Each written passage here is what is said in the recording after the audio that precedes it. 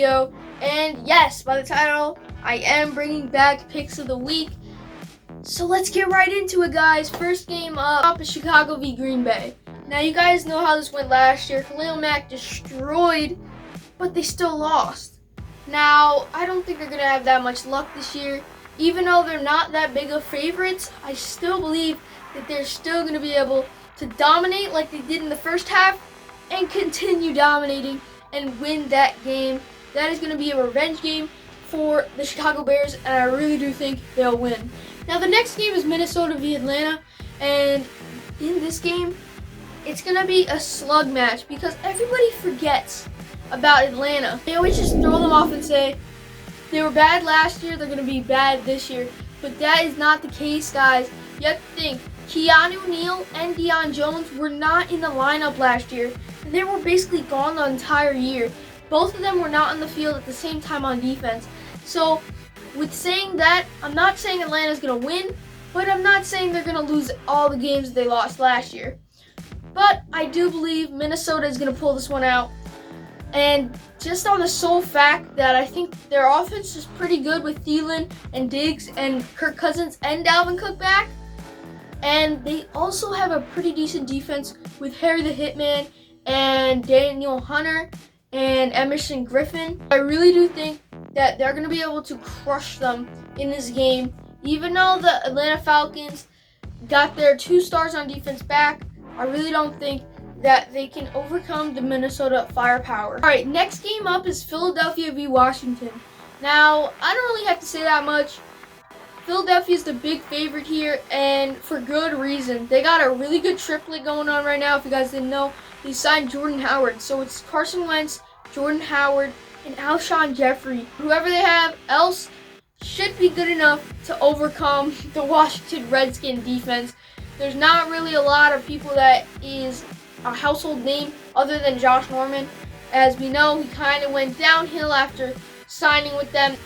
We know that Washington's one of the lower ranked teams in the league right now, and we know that Philly's pretty highly ranked in the power rankings this year, and for good reason. So I think they'll be easily beating the Washington Redskins.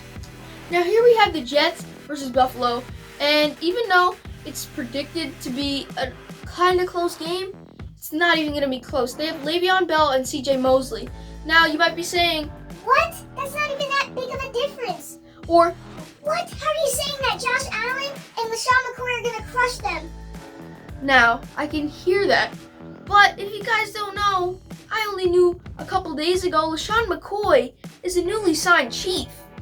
Now, that makes the Chiefs even more OP than normal, and that makes the Buffalo Bills one of the lower ranking teams in the whole league, period. All they have is Josh Allen and some rookies on that wide receiver end, and that's basically it on offense. Now on defense, they do have Micah Hyde, but they do have some household names, but other than that, it's blank, and it should be an easy win for the Jets. Now next up, we have Baltimore v. Miami, and really this one's really clear to me, showing how the Baltimore Ravens have slowly increased, and they have Lamar Jackson and Mark Ingram and Hollywood Brown on the offensive side.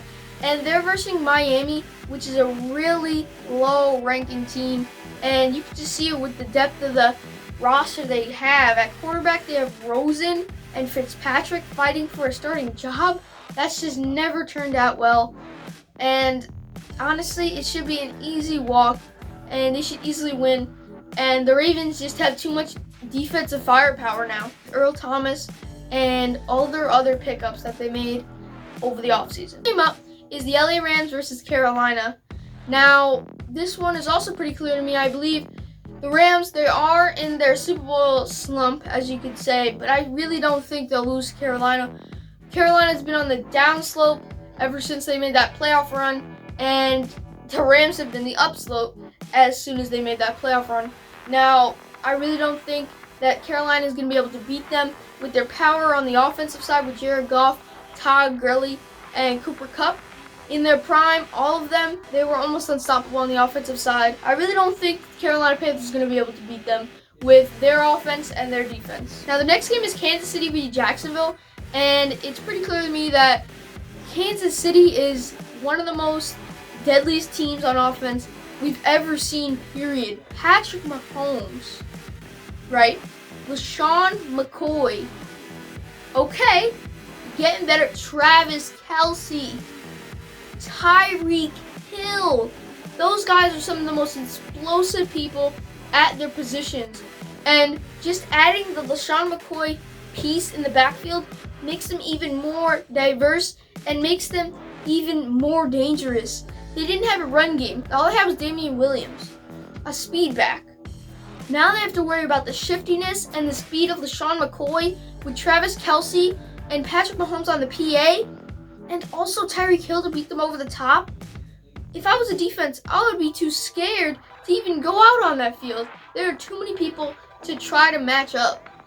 Even though the Chiefs' defense isn't that good, and there's almost nobody that they can even name on there, their offense is way too good for any opposing team, in my opinion. So this is an easy win for the Chiefs. Next game is Cleveland versus Tennessee. And yes, I'm getting on the Cleveland bandwagon, and I'm riding that thing because Cleveland is going to easily win this game versus Tennessee. Tennessee slowly went down after their first playoff run in a while, with Mariota throwing himself his own touchdown against the Chiefs. That was pretty funny. But Tennessee is not beating them in a long time, and they're going to get that easy win. Cleveland with OBJ, Baker Mayfield, Kareem Hunt, and Landry is just almost unstoppable. Not on the Chiefs level, but very darn close.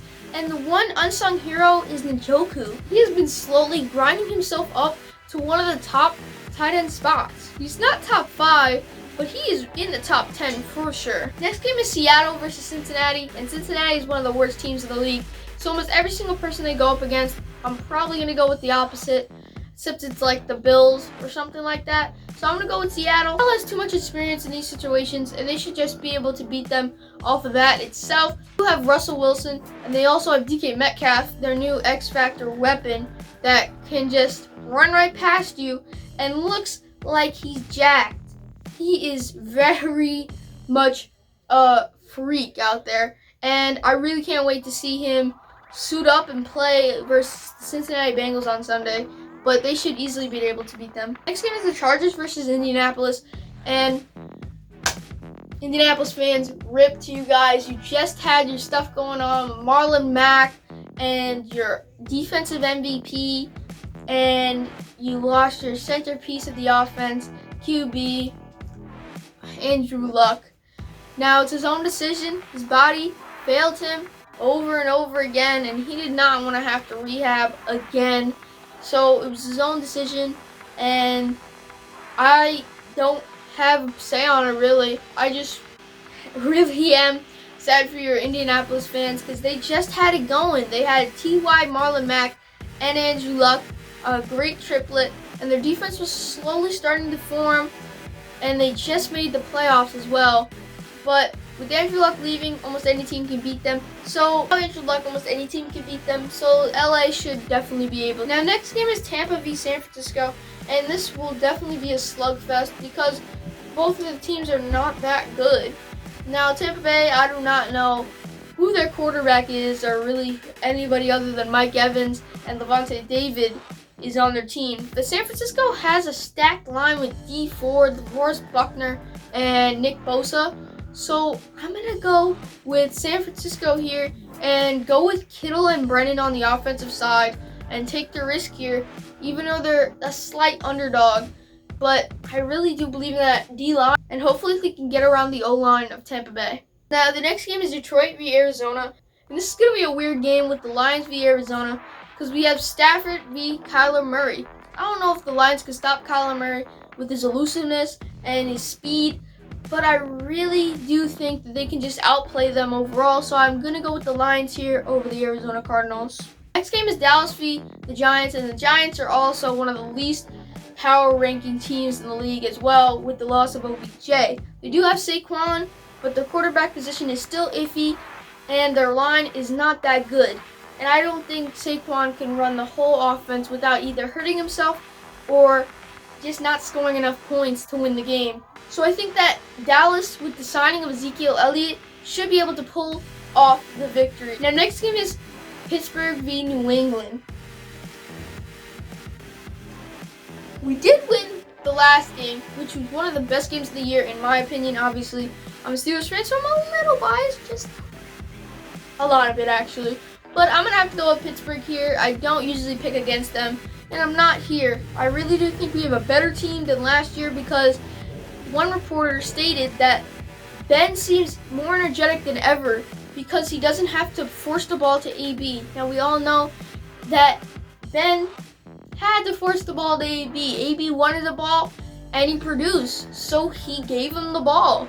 And now that he's open to throw it to James Washington and Juju and Vance McDonald, I think he's going to be more versatile than ever and able to expand his horizons more than ever. And I think that they can pull the victory with the Gronkless Patriots. Both of these games are on Monday night, and they're both going to be great games. Now, it's New Orleans v. Houston, and New Orleans got gypped out of a Super Bowl, which was one of the worst calls I've ever seen in my life. We all know it. I'm going to move on from it, but I don't know what to say about it. They should have made the Super Bowl, and they would have gave Tom Brady a run for their money. So off of this, they are just running with Alvin Kamara. Now, that's going to definitely put some weight on Alvin Kamara and limit his skills because he's carrying the ball so much and doesn't have thunder and is only lightning. Now, if you guys didn't know, Jadeveon Clowney is gone. So they lose another defensive piece, and they're just one person less to stop Alvin Kamara. So I think that New Orleans is going to be able to pull off the dub here. Last game on Monday night is Oakland v. Denver. Now, Oakland did just pick up AB, but Denver made some really strong plays last year with the young Portland Sun, Philip Lindsay, and the hopeful Case Keenum. He did make a magical run in Minnesota with the Minnesota Miracle, but after that, he really was lackluster. I really don't want to have to say this, but I'm going to have to go with Oakland here. So, that's the first week of Picks of the Week. Thank you for watching. Like if you want to, subscribe if you really want to, and hit that little bell. Peace out, Money Fam. Oh, I almost got it.